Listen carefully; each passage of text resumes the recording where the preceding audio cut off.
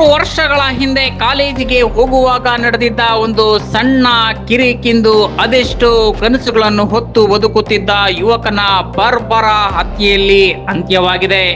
ಮಾಲೂರು ತಾಲೂಕಿನ ಟೇಕಲ್ ಗ್ರಾಮದಲ್ಲಿ ಈ ಘಟನೆ ನಡೆದಿದೆ. ಜಂಗಲಹಳ್ಳಿಯ ಪುರುಷೋತ್ತಮ್ ಎಂಬ ಯುವಕನೇ ಹತ್ಯೆಯಾದ ದುರ್ದೈವಿ. ಈತ ಬೆಂಗಳೂರಿನ ಬಿಡದಿಯ ಟೊಯೋಟಾ ಕಂಪನಿಯಲ್ಲಿ ಕೆಲಸ ಮಾಡುತ್ತಿದ್ನು. ವಾರಾಂತ್ಯದ ರಜೆಗಾಗಿ ರೈಲಿನಲ್ಲಿ ಊರಿಗೆ ಮರಳುತ್ತಿದ್ದಾಗ ಹೊಂಚು ಹಾಕಿದ್ದ ದುಷ್ಕರ್ಮಿಗಳು ಅಟ್ಟಾಡಿಸಿ ಕೊಚ್ಚಿ ಕೊಂದಿದ್ದಾರೆ. ಕೋಲಾರ ಬಸ್ ನಿಲ್ದಾಣದಲ್ಲಿ ದರ್ಶನ್ ಮತ್ತು ಸಂಜಯ್ ಎಂಬುವರು ಹುಡುಗಿಯರ ಫೋಟೋ ತೆಗೆದರೆಂಬ ಕಾರಣಕ್ಕೆ ಪುರುಷೋತ್ತಮ್ ಮತ್ತು ಆತನ ಸ್ನೇಹಿತರು ಅವರಿಗೆ ಧರ್ಮದೇಟು ನೀಡಿದ್ರು. ಈ ಸಂಬಂಧ ಪೊಲೀಸ್ ಕೇಸ್ ಕೂಡ ದಾಖಲಾಗಿತ್ತು. ಸಂಧಾನಕ್ಕೆ ಒಪ್ಪದ ಆರೋಪಿಗಳು ಪುರುಷೋತ್ತಮ್ ಕುಟುಂಬದವರು ಕೇಸ್ ಇತ್ಯರ್ಥ ಮಾಡಿಕೊಳ್ಳಲು ಮುಂದಾದ್ರು. ಎದುರಾಳಿ ತಂಡ ದ್ವೇಷವನ್ನೇ ಮನಸ್ಸಿನಲ್ಲೇ ಇಟ್ಟುಕೊಂಡಿತ್ತು. Cinema style ಅಟ್ಟಹಾಸ. ನಿನ್ನೆ ರಾತ್ರಿ ರೈಲು ನಿಲ್ದಾಣದಿಂದ ಇಳಿಯುತ್ತಿದ್ದಂತೆ ಪುರುಷೋತ್ತಮನನ್ನು ಸುಮಾರು ಅರ್ಧ ಕಿಲೋಮೀಟರ್ ಅಟ್ಟಾಡಿಸಿ ಆರೋಪಿಗಳು ಸಂತೆ ಮೈದಾನದ ಬಳಿ ಮಾರಕಾಸ್ತ್ರಗಳಿಂದ ಕೊಚ್ಚಿ ತಲೆ ಮೇಲೆ ಕಲ್ಲು ಎತ್ತಿ ಹಾಕಿ ಬರ್ಬರವಾಗಿ ಕೊಲೆ ಮಾಡಿದ್ದಾರೆ. ಘಟನಾ ಸ್ಥಳಕ್ಕೆ ಮಾಸ್ತಿ ಮತ್ತು ಟೇಕಲ್ ಪೊಲೀಸರು ಭೇಟಿ ನೀಡಿ ಪರಿಶೀಲನೆ ನಡೆಸಿದ್ದಾರೆ. ಸದ್ಯ ಸಿಸಿಟಿವಿ ದೃಶ್ಯಾವಳಿಗಳ ಆಧಾರದ ಮೇಲೆ ಪ್ರಮುಖ ಆರೋಪಿಗಳಾದ ದರ್ಶನ್ ಮತ್ತು ಸಂಜಯ್ ಎಂಬುವರನ್ನು ಪೊಲೀಸರು ವಶಕ್ಕೆ ಪಡೆದಿದ್ದು ಉಳಿದವರಿಗಾಗಿ ತನಿಖೆ ಚುರುಕುಗೊಳಿಸಿದ್ದಾರೆ. ಸಿನಿಮಾಗಳ ಪ್ರಭಾವಕ್ಕೆ ಒಳಗಾಗಿ ಮಾಡುವ ಸಣ್ಣ ತಪ್ಪುಗಳು, ಕ್ಷಣಿಕ ಆವೇಶಗಳು ಕೊನೆಗೆ ಅದೆಷ್ಟೋ ಕುಟುಂಬಗಳನ್ನ ಬೀದಿಗೆ ತರುತ್ತವೆ ಎಂಬುದಕ್ಕೆ ಈ ಘಟನೆಯೇ ಸಾಕ್ಷಿ.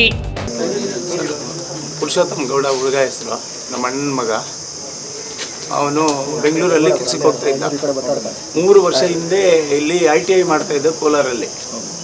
ಆಗ ಬಸ್ ಸ್ಟ್ಯಾಂಡಲ್ಲಿ ಹುಡುಗರು, ಕಾಲೇಜ್ ಹುಡುಗರೇನೋ ಗಲಾಟೆ ಮಾಡಿಕೊಂಡು ಅವಾಗ ಒಂದು ಸಾರಿ ಕೇಸ್ ಆಗಿತ್ತು. ಕೇಸ್ ಆದಮೇಲೆ ಮತ್ತೆ ಅವನ್ನ ಬಿಡಿಸ್ಕೊಂಬಂದ್ವಿ. ಕೇಸ್ ಈಗಲೂ ನಡೀತಾ ಇದೆ. ಈಗ ಮತ್ತೆ ಅದು ಇಲ್ಲಿ ITI ಮುಗೀತು. ಅರವಿಂದ್ ಟೊಯೋಟಾನಲ್ಲಿ ಅಪ್ರೆಂಟಿಸ್ 1 ವರ್ಷ ಮಾಡ್ದ.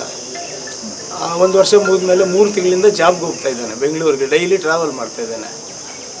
ಆವಾಗ ಗಲಾಟೆ ಆಗಿದ್ದು ದರ್ಶನ್ ಅನ್ನೋ ಹುಡುಗ ಅವ್ರನ್ನ ಹೊಡೆದಿದ್ದಾರೆ ಅಂತ ಬಸ್ ಸ್ಟ್ಯಾಂಡಲ್ಲಿ ಕಂಪ್ಲೇಂಟ್ ಕೊಟ್ಟಿದ್ರು ನಮ್ಮ ಹುಡುಗ ಮೇಲೆ. ಇನ್ನು ಈ ಥರ 3 ಜನ ಕೋಲಾರ ಕಡೆಯವರು.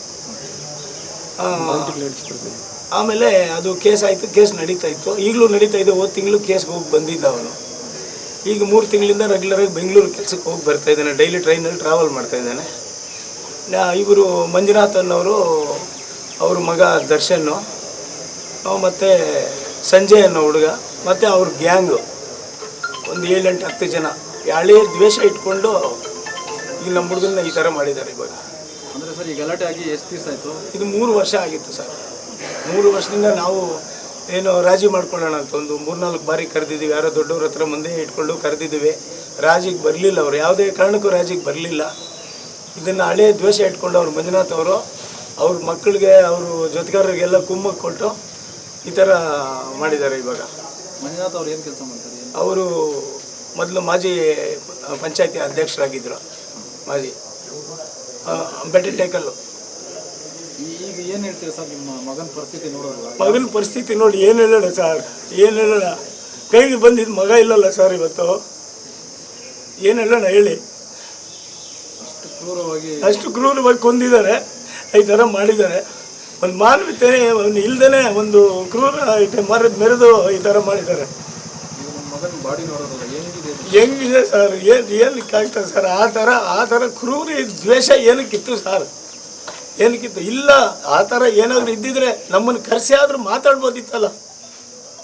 ನಾವು ಏನಾದರೂ ಒಂದು ಇದು ಮಾಡ್ತಾ ಇದ್ವಲ್ಲ. ರಾಜಿಗೆ ಕರೆದಿದ್ದೀವಿ ಸರ್. 3 ಬಾರಿ ದೊಡ್ಡವ್ರ ವ್ಯಕ್ತಿಗಳನ್ನೆಲ್ಲ ಮುಂದಕ್ಕೆ ಹಾಕ್ಕೊಂಡು ಕರೆದಿದ್ದೀವಿ ಸರ್.